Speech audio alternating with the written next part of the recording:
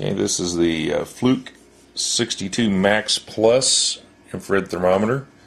I'm going to show you what it came with first and then explain some of the features and all that. First off, you've got the thermometer itself, and it came with a carabiner that clips through this hole that's built into the base of it, so you can attach it to your belt or secure it to a tool bag or a box even. And they said this thermometer has been drop tested to a yard. I wouldn't advise just dropping it, but supposedly it's pretty durable that way, so that's good to have. The case itself, the thermometer has a rubberized cover all the way around it. It doesn't come off, unlike some of their other thermometers, but which gives it a nice grip. You know, you can, the entire housing, the only area in fact that's really not rubber covered, of course, is the trigger, and then this hard plastic here, and then of course the display. But the buttons even are rubber, so that's nice. It gives you a good grip ability. And it also comes with a printed manual here that's in multiple languages. Most of what's in it is, there's some writing in it that's in there which just has the technical information, then how to use it is largely photos. But still, that's a nice thing to have. And there's all that. So that's really what comes in. Also comes in a clamshell case that you don't even really need to use scissors to open it. It pops open by hand. So that's a nice way to be able to get it out of the packaging. And I'll show you what it has here on the back. You have 3 buttons. This one's sell, which means select, and then you have an up and down button, and I'll show you how to use that. That's for only one purpose. I'll get to that. And then you have set. So anyway, here's how you use it. I'm going to turn it on for a moment. And now you can see it says hold and then max and then EMS. Now EMS stands for emissivity. It turns itself off automatically after, I think it's 7 seconds, by the way. So anyway, I'll do that again.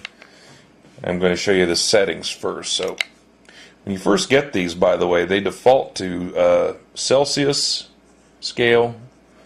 The lasers aren't on, which are what you use to target the what you're checking. That's off. The lasers are off by default, and the display's backlight is also off by default. So just so you know, when you first get these, you'll probably want to turn those 3 things on to switch it from Celsius to Fahrenheit, and turn the backlight on, and also have the lasers on. Surprising those aren't on by default, but they're easy to turn on. So anyway, I'll show you how you get to those. So all you've got to do to get to the settings is push the trigger really quick, and then I'll do it again. Anyway, EMS, by the way, down there you see in the corner stands for emissivity, and I'll go into that at the end here. So first off, you see how you hit the sell button. It goes from max to min to average to diff. That's for the temperature.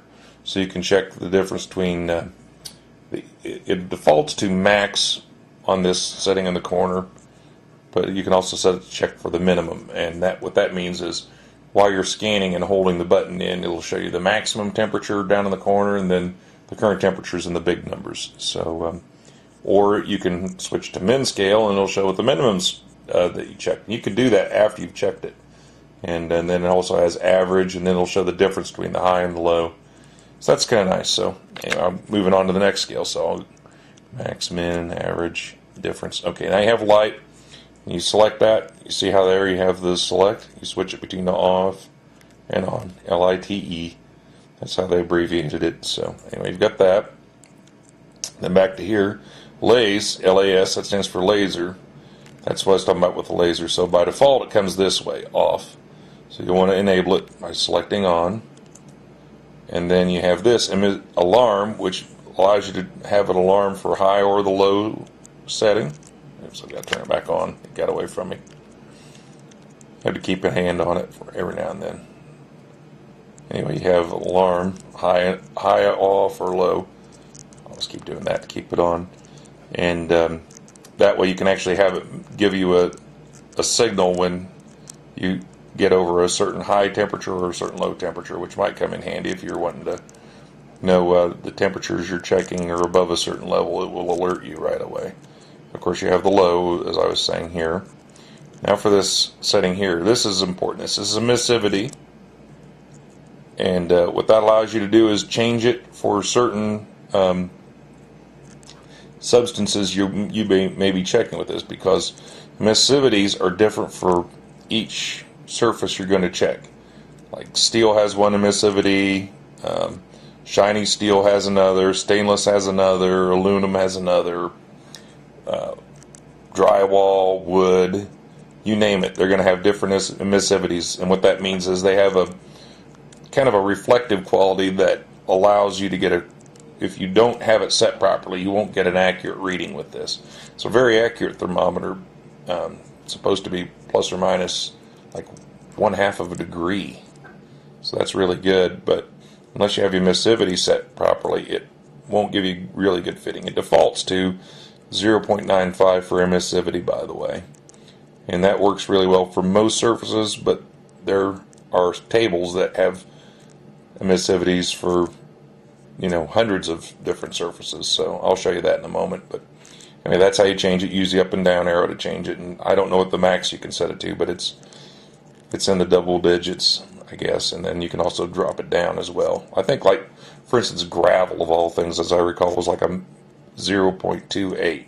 So there's that. So I'll switch from emissivity to the next setting. And here's where you select between Fahrenheit and Celsius scale. You can see there. Alright, Celsius, most people, at least in the US, will want Fahrenheit. And the last setting, now, this setting here had me puzzled for the longest time, and I couldn't understand what it meant. And the manual doesn't explain it that very well either, because all it does is give you a pictorial representation of what it means. And the pictorial representation just shows you holding the trigger in, and that shows a clock with showing 10 minutes elapsing, and then that's all it shows. What I found out after going on the web and looking at it was what trig means. It just allows the unit to shut itself off if the trigger is held in for 10 minutes or longer. So that might be handy if you're, say, had it in a toolbox or tool bag and something got up against it and it pushed it in and it didn't release, and that would prevent it from running down the battery. So that's what that's for. I think that should be enabled by default, so I have enabled it. But anyway, you can select it here. And now back to the setting. I'll show you how it works really quickly. It's got two lasers that come out of it. You see out of the front, and then in the middle is the infrared sensor that actually checks the temperature. So the lasers allow you to target it. So I'll show you at this table. You see where the lasers are, and you know what point exactly you're checking because it's directly between the lasers. And the lasers get farther apart as you move it away, and you'll notice they also rotate slightly. There's some purpose for why they rotate, but either way, you know that what you're checking is between those. So that's the other thing is, with more accurate readings, you know, down to a pinpoint, you've got to get much closer than you would from others. But that allows it to tell you exactly where you're checking. And I think it has a ratio of, I think it's 1 to 12. So at 1 foot away, it'll check, well, like 12 inches away, it'll check about, yeah, it's a 1-inch spot. And then as you double your distance, the spot distance goes up by a ratio of 12. So anyway, you can see the reading here as it's moving. You see in the lower right hand corner, it's showing the max setting. Now if I had it switched to minimum, you could get the minimum setting, or it'll even show you the average or the difference. But it defaults to max. I'm showing you how that works. You know, go to different surface. Right now it's obviously pretty even temperature here. And that's how that goes. I'll go ahead and shut it off, and then I'll show you one last thing. If you do use one of these types of thermometers, you want to get this thing here. You can find these all over the web. It's just a table of total emissivity, and it's published specifically for these types of thermometers, not just the Fluke, but really any type of infrared thermometer. And it's got emissivities for just about anything you could think of, and that'd come in handy, especially for guys working on HVAC equipment, guys working in power plants, things of that sort, so that you know what the temperature is. It's got all the numbers you'd want to switch your emissivity to on the thermometer to check. And so you can find these just about anywhere, and just look up emissivity table. That's the best way to search for them. And that's it. And this thing works pretty well. I'm going to be using it for a few other things around the house. So thanks a lot for watching.